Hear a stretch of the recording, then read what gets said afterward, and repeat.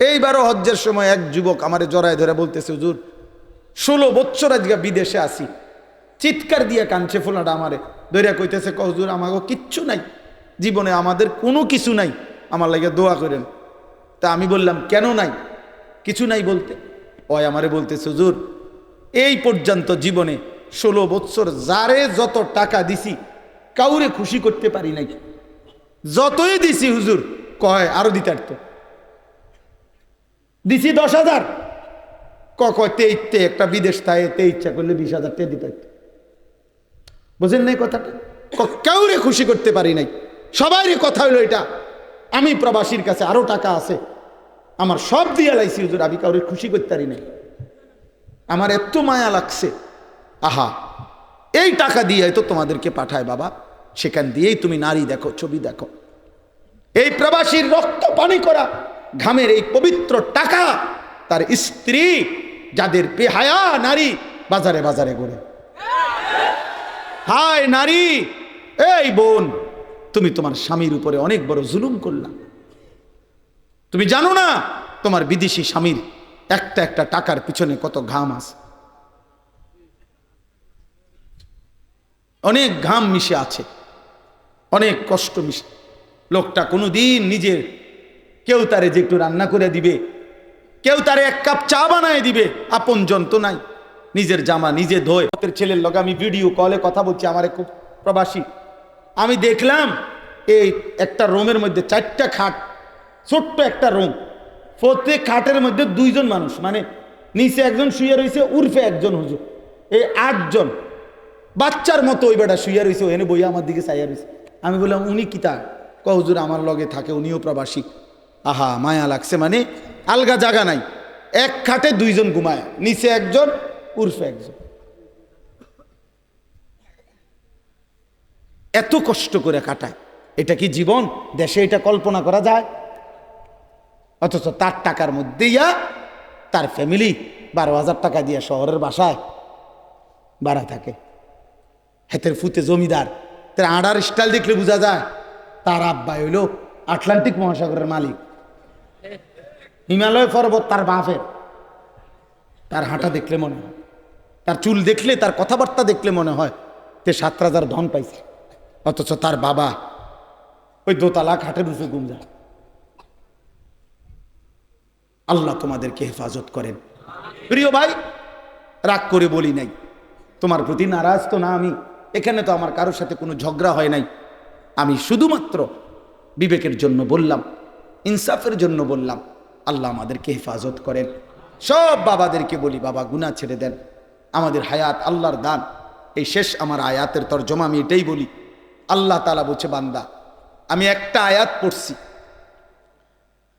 24 নম্বর পারা কোরআনুল কারীমের 40 নম্বর সূরায়ে মুমিন 67 নম্বর আয়াত, একটা কথা শুধু বুঝাই। আল্লাহ এখানে আমাদেরকে বলছে 5টা কথা। 1 নম্বর বলছে, হুয়াল্লাযী খালাকাকুম মিন তুরাবিন সুম্মা মিন নুতফাতিন সুম্মা মিন আলাকা। আল্লাহ বলছে, মায়ের পেট থেকে বান্দা আমি তোমাকে এই পৃথিবীতে বের করার আগে ধাপে ধাপে আমি তোমাকে সৃষ্টি করেছি। একবার মাটি, একবার বীর্য, একবার জমাট রক্ত, একবার গোশতের টুকরা, একবার হাড্ডির কঙ্কাল, আরেকবার গোশতের আবরণ দিয়ে নাক চোখ কান লাগিয়ে শরীর গঠন, আর সর্বশেষ 7 নম্বরে রূহ ফুঁকে দিয়ে মায়ের পেট থেকে বের করছি। আল্লাহ বলে, বান্দা এই 1 নম্বর কথা তুমি মনে রেখো, 7 ধাপে আমি চাইলে কুন বললেই হয়ে যেত। আমি কুন ফায়াকুন, আমি যদি বলি হও তাহলেই তো হয়ে যায়। আমি এটা বলেও তোমারে বানাইতে পারতাম, কিন্তু আমি তোমারে বেশি মায়া করে মায়ের অন্ধকার জরায়ুতে 9 মাস লাগাতার রেখে আমি আল্লাহ আমার কুদরতি হাতে একটা একটা করে ধাপ অতিক্রম করে আমার নিজ হাতে চোখ নাক কান আমি লাগাইয়া আমি তোমার আকৃতি দিয়ে মায়ের পেট থেকে আমি তোমাকে বের করেছি। অতএব বান্দা আমারে কেমনে বললাম? তুমি জানো না আমি তোমারে কত যত্নে বানাইছি? আমারে বললা কেমনে? আমারে একটা সেজদা দিলা না কেমনে? 2 নাম্বার, আল্লাহ আবার মনে করাইছে, সুম্মা ইউখরিজুকুম তিফলান সুম্মা লিতাবলুগু আশুদ্দাকুম সুম্মা লিতাকুনু শুয়ুখা। আল্লাহ বলেন, এবার মায়ের পেট থেকে বের হয়ে ভাবো তো, আমি আল্লাহই তো তোমাকে শিশু বানাইলাম, আমি আল্লাহই তো তোমাকে পূর্ণ শক্তি যৌবন দিলাম, আমি আল্লাহই তো তোমাকে আবার বৃদ্ধ বানাইলাম, এটাও কি আমি করি নাই? কথা বলে না, আল্লাহ করে নাই? শিশু কে বানায়? যুবক কে বানায়? বৃদ্ধ কে বানায়? তা আল্লাহ বলেন শিশুকালও তো আমার, যৌবন কালও তো আমার, বৃদ্ধ কালও তো আমার, তা আমারে ভুলে গেলা কেন? মায়ের পেটের সময়টাও তো আমার, আমারে ভুললা কেন? 3 নাম্বার, অমিনকুম মান ইউতাওয়াফা মিন ক্বাবলু, আল্লাহ বলে বান্দা মনে রেখো, তোমার দাদা, তোমার চাচা, তোমার বড় ভাই, তোমার সমবয়সীর চাইতে বয়স্ক, তাকে দেখে তুমি প্রতারিত হইও না, বরং এটা মনে রেখো আমি সবাইকে জন্ম নিলেই, মায়ের পেট থেকে বের করলেই সবাইকে আমি জোয়ান বানাই না, সবাইকে আমি বুড়া বানাই না, আমি কিন্তু চলতি পথে অনেককেই পূর্ণ বৃদ্ধ পর্যন্ত পৌঁছবার আগে আগেই মৃত্যু দিয়ে ফেলি, এবং মৃত্যুই দেই বেশি, টিকে রাখি কম। এই জন্য হাসান বসরি রহমতুল্লাহ আলাইহ বলছেন, হে যুবক মনে রেখো, আম গাছ থেকে যে ফুল বের হয়, মুকুল বইল, আমের বইল, আমের মুকুল, তিনি বলছেন ওই মুকুল সবগুলো আম হয় না, যতগুলো ছোট্ট ছোট্ট আম হয় সবগুলো বড় আম হয় না, যতগুলো বড় হয় সবগুলো ফাঁকে না, বরং মনে রাখবা ঝরে যায় বেশি, থেকে যায় কম। মুকুল ঝরে যায় বেশি না টিকে বেশি? ছোট্ট আম, ছোট্ট ছোট্ট যে পিচ্ছি পিচ্ছি আম ধরে ফইলা, এগুলা বেশি টিকে না ঝরে যায় বেশি? এই জন্য বলছে ঝরে যায় বেশি, টিকে থাকে কম। আল্লাহ বলছে বান্দা আমি কিন্তু সবাইকে শেষ পর্যন্ত বৃদ্ধ পর্যন্ত নেব না। আমার এক বন্ধু মৌলানা মোতালেব হুসাইন সালিহি, বক্তা আলেম, মৌলানার ছেলে মেয়ে, তার 2টা ছেলের পর একটা মেয়ে হয়েছে, আজকে 1 মাস অসুস্থ ছিল, নতুন 1 মাসের বাচ্চা, গতকালকে রাত্রে 10টা বাজে নিঃশ্বাস আটকায়া বাচ্চাটা মারা গেছে। আজকে সকাল 11টা সাড়ে 11টা বাজে দাফন হয়েছে। অনেক কাঁদতেছে, যে ঢাকা হসপিটালে ছিল, রাত্রে 12:30 1টা বাজে যখন আমারে কথা বলতেছে, কাঁদতেছে আর বলতেছে আমার সন্তান আমার কোলে। এত ছোট বাচ্চা, তোর অ্যাম্বুলেন্সে আনার দরকার নাই, ওই যে আমার সন্তান আমার কোলে, আমার দিকে তাকায় আছে। তাইলে বাপ আল্লাহ বলছে বান্দা অহংকার করো না বান্দা, আমি যখন তখন মৃত্যু দিয়ে ফেলব। কাজেই মৃত্যু আসলে আর আমলের সুযোগ হবে না, হায়াত না পেলে আর আমলের সুযোগ হবে। কাজে আজই নামাজ পড়ো, বলো ইনশাআল্লাহ। সর্বশেষ আল্লাহ বলেন ওয়ালিতাবলুগু আজালাম মুসাম্মা ওয়ালাআল্লাকুম তাকিলুন, আল্লাহ বলেন আমি কিন্তু কাউকেই অনির্দিষ্ট, অকালে, অসময়ে মৃত্যু দেই না, কিন্তু আমি প্রত্যেকের জন্য হায়াত নির্ধারণ করে রেখেছি, ওই নির্ধারিত সময় পর্যন্ত পৌঁছাইয়েই আমি মৃত্যু দিয়ে থাকি। অতএব কেউ অকালে মরে না, নির্দিষ্ট সময় মরে। কখন মরে বলে না?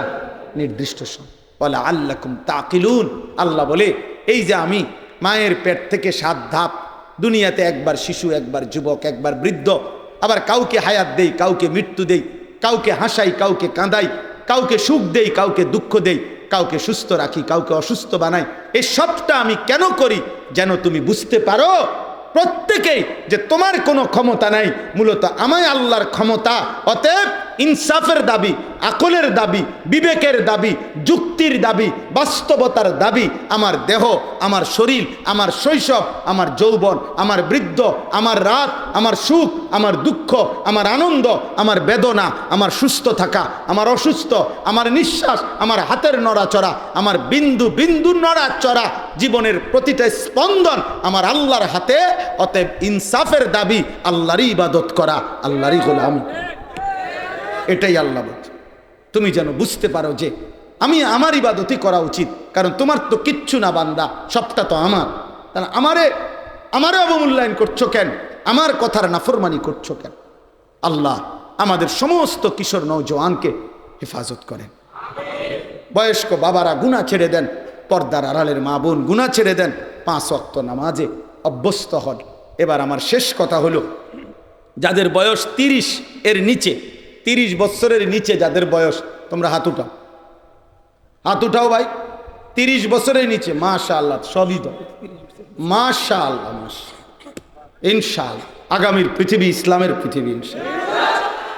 আগামীর পৃথিবী ইসলামের পৃথিবী ইনশাআল্লাহ। ইনশাআল্লাহ একদিন দিল্লির লাল কেল্লা তো কালেমার পতাকা উড়বে ইনশাআল্লাহ। আমার ওসিয়ত তোমাদের প্রতি, প্রিয় ভাই আমার, ছেলেরা আমার, সন্তান আমার, দুইটা কথা আমার শেষ। এক, চোখ হেফাজত কইরো, নারী দেখো না, অশ্লীল ছবি দেখো না। নারীর চাহিদা তোমার আল্লাহ দিছে, বিবাহের মাধ্যমে পবিত্র এক নারী মিলিয়ে আল্লাহ তোমার চাহিদা পূরণ করে দেবে ইনশাআল্লাহ। তুমি নষ্ট হইও না, তুমি চরিত্রহীন হইও না, তুমি লম্পট হইও না। আর 2 নাম্বার হলো ফজরের নামাজ জামাতে পড়ো, ইনশাআল্লাহ তোমার জীবন সুন্দর হবে, আখলাক সুন্দর হবে, চেহারা সুন্দর হবে, বাকি 4 ওয়াক্ত নামাজ সহ তোমার জীবন নুরানি হয়ে যাবে ইনশাআল্লাহ। রাজি ইনশাআল্লাহ? চেষ্টা করবা ইনশাআল্লাহ? হিম্মত করো ইনশাআল্লাহ। কোন নামাজ পড়বা? কোন নামাজ? আবার বলো, জোরসে বলো, আরো জোরে। মাশাআল্লাহ, আল্লাহ তৌফিক দেন। সব করুন। আব্বা তুমি মনে করো না তুমি খুব খুব রঙে আছো, না বাবা, তুমি খুব সুখে আছো, না বাবা, সুখে নাই। গুনাহ কাউকে সুখ দেয় না, গুনাহ কাউকে ইজ্জত দেয় না, চরিত্রহীনতা কাউকে সম্মান দেয় না। এটা তোমারও কষ্ট দেবে, তোমার আগামী জেনারেশনকেও কষ্ট। 50 বছর পরে হইল, 100 বছর পরে হইল, পরবর্তী কেউ বলবে তোর দাদা বাটফারা ছিল, তোর দাদা হারাম খোরা ছিল, তোর দাদা গ্রামে ধরা খেয়েছে। আমরা জানি, যা বেটা লম্বা কথা কইস না, সর। তাইলে তোমার আজকের পাপ তোমাকেও কষ্ট দিবে, তোমার আগামী জেনারেশনকেও লাঞ্ছিত করবে, অপমানিত করবে। তোমার গুনাহ তোমারে ছাড়বে না, আল্লাহর কসম গুনাহ ছাড়বে না। আমার জন্য না, তোমাদের জন্য গুনাহ ছাড়বে না রে বাপ। গুনাহ লাঞ্ছিত করবে, গুনাহ অপমানিত করবে, গুনাহ আগুন লাগায় দিবে, গুনাহ জাহান্নাম জ্বালায় দিবে, গুনাহ কবরে ধাউ ধাউ করে আগুন জ্বালাবে, গুনাহ তোমার দুনিয়ার জীবনটাও নিঃশেষ করে দিবে, গুনাহ তোমার বংশধরকেও বেইজ্জতি করবে। আজকের পৃথিবীতে আবু জাহেলের নামে কোনো বংশধর নেই, আবু লাহাবের নামে কোনো বংশধর নেই, ফেরাউনের কোনো বংশধর নাই, নমরুদের কোনো বংশধর নেই। ফেরাউন না ডুবে গেছে, যার বংশধর কি হইল? নমরুদে না ধ্বংস হয়েছে, তার বংশধর কই? আবু জাহেলে না বদরের যুদ্ধে মারা গেছে, তার বংশধর কই? আবু লাহাবের বংশধর কই? অতএব দোস্ত আমার, আমি অনুরোধ করছি, একটা মাহফিলের মূল মাকসাদ আমার দিলটা জাগায় দেওয়া, একটু হলেও বিবেক জাগিয়ে দেওয়া। এই জন্য বলছি মোবাইল বন্ধ করতে। বাবা তুমি মনে রাখো, আগামী দিনে ইনশাআল্লাহ আমি একটা ছেলেকেও বলি, যদি কোনো দিন এই বন্ধুর কথা মনে রাখো, শুধু বাংলাদেশ না, ইনশাআল্লাহ আল্লাহর কসম, কোরআন সুন্নার আগামী দিনের বর্ণনা, নবীজি সাল্লাল্লাহু আলাইহি সাল্লাম কিন্তু কিয়ামত পর্যন্ত এই পৃথিবীতে শেষ কি হবে, ইসরাফিল কিভাবে ফু দিবে, ওই পর্যন্ত পৃথিবীর সমস্ত কথা তিনি বলে গেছেন, বলে গেছেন। আমরা নিজে হাদিস পড়ছি, নবী সাল্লাল্লাহু আলাইহি সাল্লামের একজন সাহাবী আবু যায়েদ আনসারী রাদিয়াল্লাহু তাআলা আনহু বলেন, মুসলিম শরীফের হাদিস, তিনি বলেন একদিন নবীজি সাল্লাল্লাহু আলাইহি সাল্লাম ফজরের নামাজের পরে মসজিদে নববীর মিম্বারে বসে আমরা সাহাবাদের উদ্দেশ্যে বয়ান শুরু করছেন। কখন? ফজরের নামাজের পরে।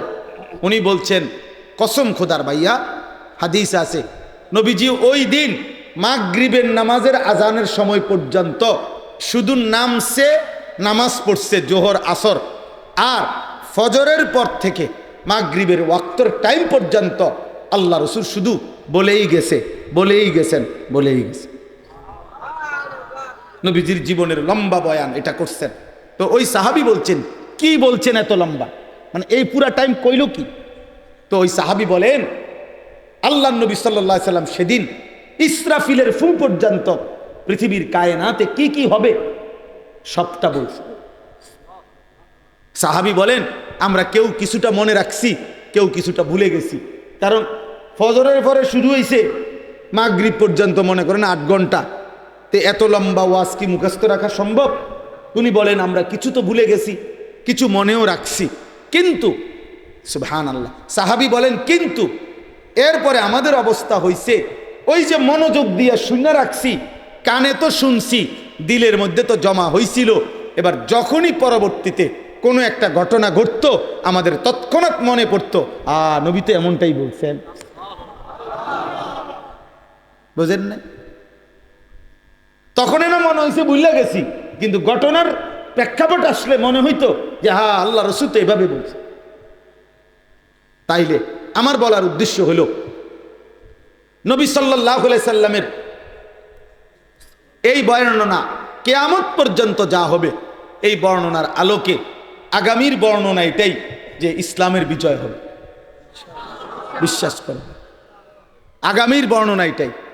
আগামীর সময় মাহাদি আসবে, দাজ্জাল বের হবে, হ্যাঁ, সারা পৃথিবীময় মাহাদি ঈসা আলাইহিস সালাম আসমান থেকে নেমে আসবেন, পৃথিবীময় কালেমার পতাকার বিজয় হবে, সারা বিশ্ব একসাথে আল্লাহর খেলাফত, ইসলামের খেলাফত মাহাদির নেতৃত্বে প্রতিষ্ঠিত হবে। আল্লাহর কসম, নবী বলছে যদি তোমাদের শোনো যে কিয়ামতের আর একদিন বাকি, আর একদিন, তাহলে ইয়াকিন রাখো উম্মত মাহাদি আসবে, ইসলামের বিজয় হবে, পতাকা উড়বে, ইসরায়েলের শেষ ইহুদি কুত্তাটাও হেরে যাবে, পৃথিবী থেকে ইহুদি নিশ্চিহ্ন হবে, ফিলিস্তিনও টিকবে, গাজাও টিকবে, মুমিনের বিজয় হবে ইনশাআল্লাহ। কসম আল্লাহ, আমি যদি একটা লাইন বলতে চাই ইনশাআল্লাহ আমি বুঝাইতে পারবো। আমার জিন্দেগির পড়ালেখা আছে এই বিষয়ের উপরে, আমি কিশোর নওজোয়ান এবং এই বিষয়ের উপরে আলহামদুলিল্লাহ পড়ি সারা দিন রাত। তাইলে ইসলামের বিজয় হবে এবং উপযুক্ত পরিমাণ নওজোয়ান মুসলিম যুব সমাজ, ইমানদার যুবক আল্লাহর দ্বীন বিজয়ের জন্য শুধু বাংলাদেশ না বরং সারা পৃথিবীময় ইসলামের বিজয়ের জন্য মাহাদির সৈনিক হওয়ার জন্য যে পরিমাণ সৈন্য দরকার, মুজাহিদ দরকার, ইমানদার যুবক দরকার, আল্লাহ সেটা ঠিকই নেবে। কিন্তু ওই যে দোস্ত, আমি হাত জোড় করে বলি ভাই, যদি তোমারে না নেয়, আমার আব্বা যদি তোমারে না নেয়, মালিক তো আগেই বলছে, সেদিন নবীরও বলছে বন্ধু আপনি তো দাওয়াত দেন, জানে ওনের আমি নেমু, তা আবু বকরকে তো আমি আল্লাহই নিছি, আবু জেহেলকে আমি নেই নেন, তোমারে যদি না নেয় তখন কি হবে বাপ? তুমি যে এক ওয়াক্ত নামাজ পড়ো না, তো তোমারে কেমনে নিব? তোমার মালিক তোমার উপরে খুশি হবে কিভাবে? সাহাবায়ে কেরামের 14 বছরের ছেলে, স্পষ্ট হাদিস আছে, হযরত রাফি ইবনে খাদিজ, জুনদুব ইবনে সামুরা ইবনে জুনদুব রাদিয়াল্লাহু তাআলা আনহুমা যুদ্ধের ময়দানে, বদরের যুদ্ধে ওনারা একজনকে তো পায়ের বুড়া আঙ্গুলের মধ্যে ভর দিয়া নিজের একটু লম্বা দেখাইয়া যুদ্ধে শরিক হয়ে গেছে, বয়স কম, 15 বছর কিংবা তার চাইতে কম। আর আরেকজন রে উনি খেয়াল কৌশল এটা বুঝে নাই, উনি স্বাভাবিক দাঁড়াইছে দেখে ওনার সাইজে ছোট মনে হয়েছে আর ফিরাই দিছে।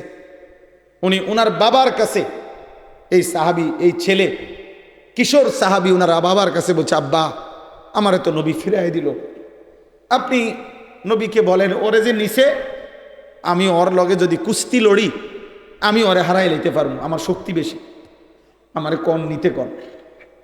বাবা নিজে রাসূলুল্লাহ সাল্লাল্লাহু আলাইহি সাল্লামের কাছে বলছি, ইয়া রাসূলুল্লাহ আমার সন্তান তো যুদ্ধে যেতে ভীষণ আগ্রহী, আর ও বলতেছে ওরে হারায় ফেলতে পারবে, আপনি ওরে অনুমতি দিছেন একটু লম্বা মনে করে, কিন্তু আমার সন্তানের গায়ে শক্তি বেশি, ওরে কুস্তিতে হারিয়ে ফেলবে। আল্লাহর নবী বললেন ঠিক আছে ডাকো। দুইজনকে নবী ডাইকে বলছে ঠিক আছে কুস্তি লড়ো। হযরত সামুরা ইবনে জুনদুবের কাছে রাফি ইবনে খাদিজ কুস্তিতে হেরে গেছে, এই যিনি চান্স পাইছিল আর কি। আল্লাহর নবী বলছে হ্যাঁ চলো তোমাকেও শরীক করে নিলাম। আর তোমরা কি করছো বাপ? তোমরা কি করছো?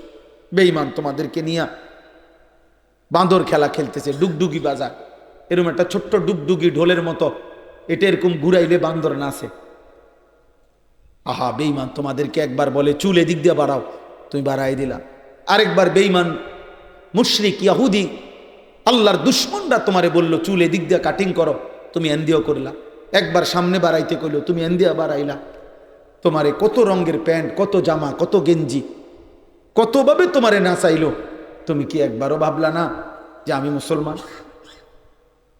আমার নিয়ে এরম করে কা? আমি এত রঙে সাজবো কেন? আমার আল্লাহ নাই, আমার একজন রাসূল নাই, আমার কোনো ধর্ম নাই। আমার নবী সাল্লাল্লাহু আলাইহি ওয়াসাল্লাম 23 বছর আমাদের জন্য কাঁদে নাই? কথা বলে না? নবী আমাদের জন্য কাঁদে নাই?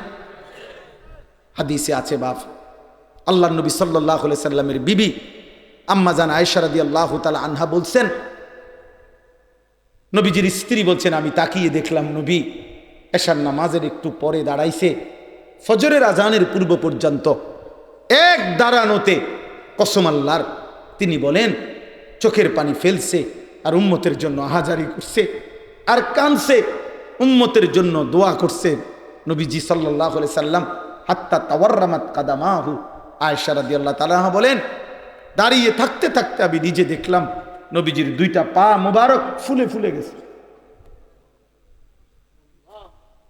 তোমার জন্য কাঁদছিল বাপ, তোমার জন্য তিনি কাঁদছিলেন। তায়েফের রক্তে আল্লাহ নবী সাল্লাল্লাহু আলাইহি সাল্লামের সাহাবী যায়েদ তিনি বলছেন, তায়েফের রক্তে নবীজির পায়ের জুতা আর পায়ের তালু রক্তে এইভাবে জমাট বাইধা গেছে, আমি কোনোভাবেই জুতা খুলতে পারছিলাম না। উহুদের দান শহীদ করা রক্তে মাখা শরীর নিয়ে বেহুশ হয়ে নবীজি গর্তের মধ্যে এতটা লম্বা সময়, উহুদের যুদ্ধের দিন নবী দাঁত শহীদ কইরা রক্ত মাখা শরীরে বেহুশ হইয়া গর্তে পড়ে গেছিলেন। এই গর্তে পড়ে এতক্ষণ পর্যন্ত গর্তে পড়ে বেহুশ হয়েছিলেন, সাহাবায়ে কেরাম কেউ খুঁজে পাচ্ছিলেন না। শেষ পর্যন্ত ভাবতেছিলেন সকলেই আল্লাহ নবী ইন্তেকাল করছে, নবীকে আর খুঁজে পাচ্ছিলেন না। অনেকক্ষণ পরে নবীজি যখন হুঁশ আসছে রক্ত মাখা শরীর নিয়ে, নিজে যখন গর্তের থেকে মাথা একটু চেহারা দেখাইতে পারছে, তো সাহাবীরা দেখছে উনি ওইখানে শোয়া, ওইখানে। এরপরে নবীকে তুলছে। এত রক্ত কার জন্য জড়াই? আমাদের জন্য। তোমরা এমন করতেছো কেন বাপ? এত বাড়াবাড়ি করছো কেন আব্বা? ইসলামকে এভাবে প্রত্যাখ্যান করছো কেন? নামাজকে এভাবে ছেড়ে দিচ্ছ কেন বাবা? বিষয়টা কি বলো না বাপ, কি করতে চাচ্ছ?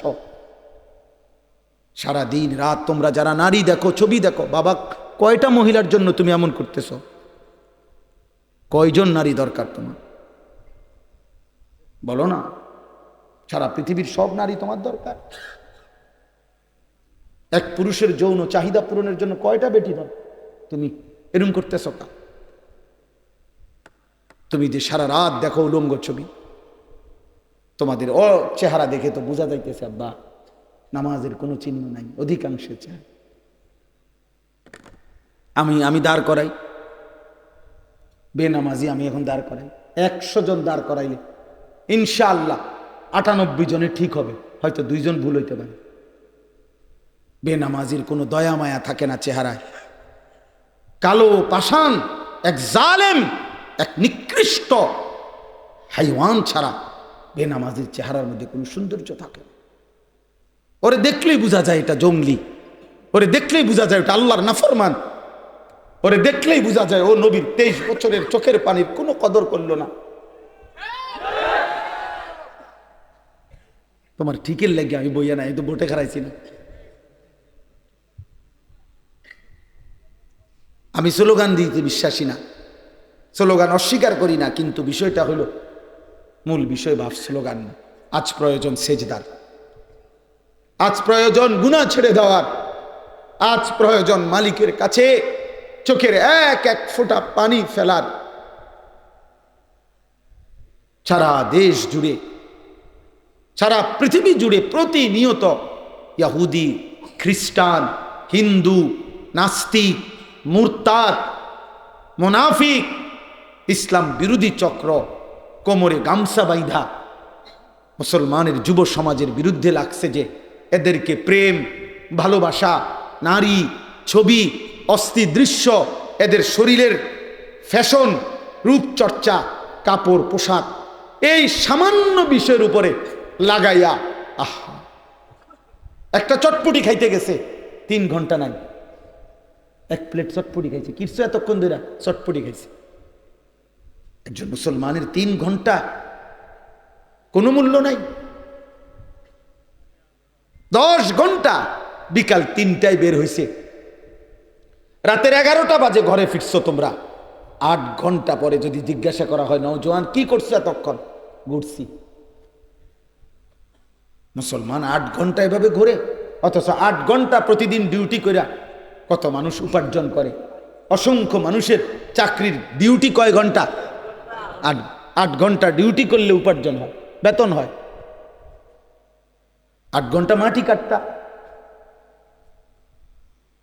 8 ঘন্টা সিএনজি চালাইতা, 8 ঘন্টা মাটি কাটো, 8 ঘন্টা সিরা ভাজো, তাইলেও তো ভালো ছিল, সিরা বেচতে পারতা। 8 ঘন্টা মুড়ি ভাজো, তো মুড়ি বেচতে পারতা। একটা কিছু করো, দুনিয়ার জন্য কিছু করো। তোমারও তো দরকার, আগামী দিনে টাকা পয়সা দরকার, তো দুনিয়ার উপার্জন করো, আখেরাতের ফিকিরও করো। তুমি যে দুনিয়ারও খবর নাই, আখেরাত তোমার বাবার ঘাম, রক্ত পানি করা টাকা, ওই বেচারা হয়তো। আমি ওই দিন হুজুর, আমি নিজ চোখে দেখছি একটা লোক সিমেন্টের বস্তা নামাইতেছে। এটা আমি কয়েকবারই বলছি এই কথাটা, আমার এত মায়া লাগছে। সিমেন্টের বস্তা নামাইতেছে, যে প্রতিটা বস্তা নামাইতে গেলে ট্রাকের থেকে গোডাউনে এই ইটটা আপনার বাঁকা হইয়া যায়, এরপরে বস্তাটা এখানে লয়, 50 কেজিওয়ালা বস্তা। এইভাবে সে নিয়া আপনার গোডাউনে থুইছে। 60 টাকা বা 8 টাকা বা সর্বোচ্চ 10 টাকা এক বস্তা সিমেন্ট যদি ট্রাকের থেকে ওই গোডাউনে থয়, তাইলে 50টা বস্তা এই বেচারা যদি নিয়ে থাকে।